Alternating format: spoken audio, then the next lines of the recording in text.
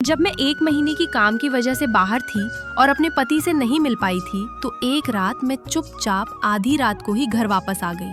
इतने दिनों बाद उन्हें देखने का मन बहुत कर रहा था। सोचा था कि घर जाकर उन्हें सरप्राइज दूंगी और देखूंगी कि मेरे बिना वो क्या कर रही हैं।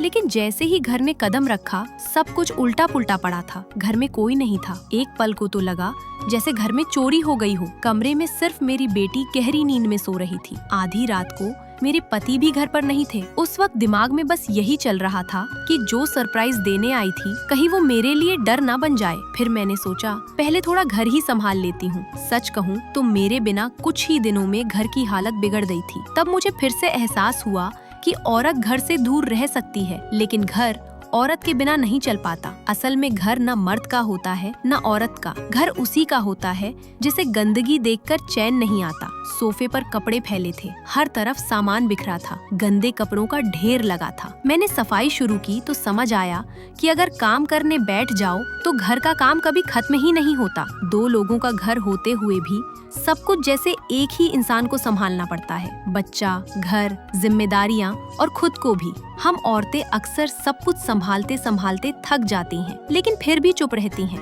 क्योंकि बड़े लोगों की दुनिया में आसान नाम की कोई चीज नहीं होती। कई बार तो बस रात में चुपचाप टूटकर खुद को फिर से समेटना पड़ता है। आखिरकार जब सब साफ हो गया, बर्तन भी धुल गए, तो घर देखकर थोड़ा सुकून मिला। लगा कि हाँ, अब घर फिर से घर जैसा लग रहा है। मन में यही सोच रही थी कि जब वो लोग आएंगे तो उनका रिएक्शन क्या होगा, खुशी या हैरानी। थोड़ी देर बाद वो घर लौटे और बोले कि उन्हें बिल्कुल अंदाजा नहीं था कि मैं आज वापस आ जाऊंगी। उन्हें